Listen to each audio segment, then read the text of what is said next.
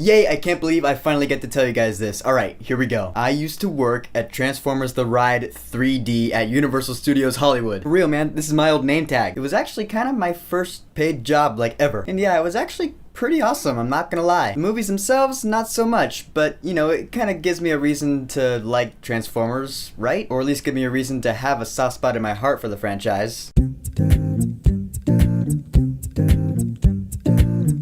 Transformers: The Last Knight. So Transformers: The Last Knight is the 5th of Michael Bay's Transformers movies, and personally I don't really hate the Transformers movies as much as everyone else does. The first one I actually thought was pretty decent. I mean, let's face it, out of all the Transformers movies, this is the best one. The second and third one, I thought they were okay. Not great, not bad, they were just okay. I actually remember really liking the second one, but I haven't watched it in years, so I really don't remember much of it. But the third one, I thought it was alright. The fourth one, I heard it sucked, so I still have never even seen it. I just completely skipped the fourth one. And probably for a good reason, and I probably have no incentive to watch it, because this one, oh my god, it is not good. This is probably actually the worst Transformers movie I've ever seen. So what, I guess after the events of the last one, Optimus Prime is out in space, he's searching for whatever, and you know, you saw in the trailer, his eyes turn purple, so he turns bad, and he's gonna be like a bad guy in this film. No, that's not really what the movie's about. Optimus Prime is barely in this movie. And I'm with the rest of you guys, Optimus Prime is a complete badass. But it's really about this ancient, like, legend. I mean, all these movies have ancient legends in them. It's like each in this movie a new threat appears. It's like, oh, way in the past this happened. Like, that's been every movie so far, pretty much. But now it has to do with the Knights of the Round Table and King Arthur and Lancelot and Merlin. I guess there are just no good medieval King Arthur movies this summer. It's really convoluted. It's really messy and sloppy. We got Mark Wahlberg returning as Cade Yeager. Again, I didn't see the fourth one, so I really couldn't say much about that, but he was, you know, whatever in this movie. The hot chick played by Laura Haddock was like, I was like, wait, she looks familiar. She was Meredith Quill in the Guardians of the Galaxy movies, but she's pointless in this movie. The most interesting character, I'm not saying she was a good character, but she, to me at least, was the most interesting, is this character Isabella, who, like, in the first scene you see her and I'm like, this chick is a Rey wannabe. You know, Rey from Star Wars The Force Awakens? You know, she goes around, she wants to fight, she's really brave, she knows how to do everything. She even has, like, her little pet BB-8 rolling around with her. I'm like, I get what you're trying to go for, Michael Bay, but, like, it's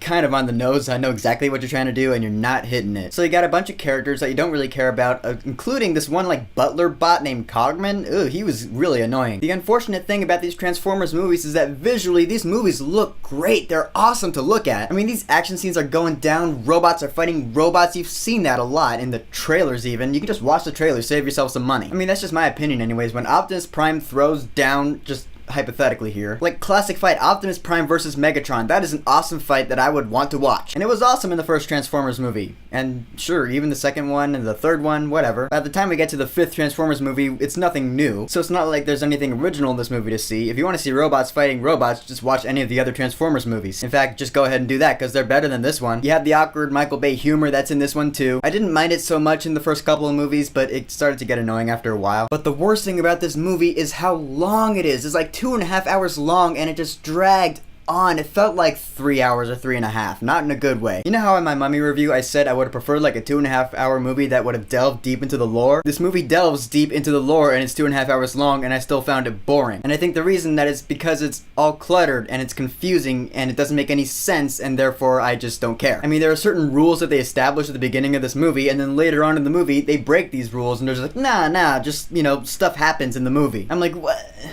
Okay. I get it, Michael Bay, you just wanted to make a cool action movie. I mean, whatever. Again, the movie looks great, but that's it. There's no substance underneath. There's just nothing to this movie other than, woo, pretty, and it bums me out. And the aspect ratios, holy god, the poster says film with IMAX 3D cameras, but the aspect ratio changed so much, it got really annoying. I've never seen the aspect ratio change so fast in a movie. You know in Hunger Games Catching Fire, when, like, she's going up into the arena and the aspect ratio changes from widescreen to full screen? That shit was awesome. And the entire Hunger Games portion of that movie was all in IMAX, and then once it was over, it went back to widescreen. That was a really cool and effective way to change the aspect ratio in a movie. This, like, the action scenes would go on and the aspect ratio would change like 5-10 times throughout the scene itself. It really just got on my nerves. Again, you can almost kind of see what Michael Bay was trying to go for, but he did not hit it. Maybe he's trying to play with new technology for film, but hey, let James Cameron do that. I can't wait to see what he does with the Avatar sequels. Michael Bay, you're the laughingstock of the cinema world. I don't think anyone's gonna argue that. You might be a nice guy, I don't know. Megan Fox said you're a douchebag, so probably not. However, I will say the score in this film,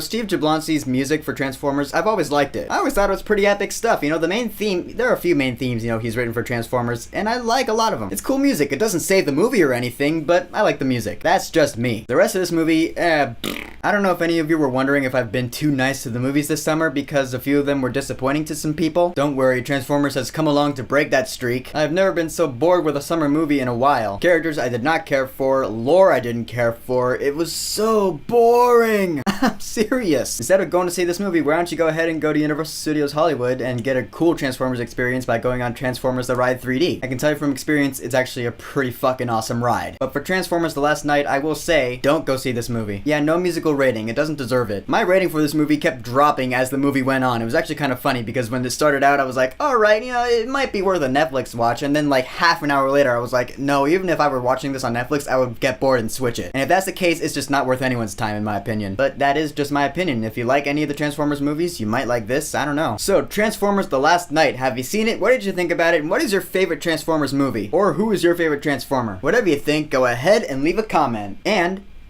don't forget to subscribe.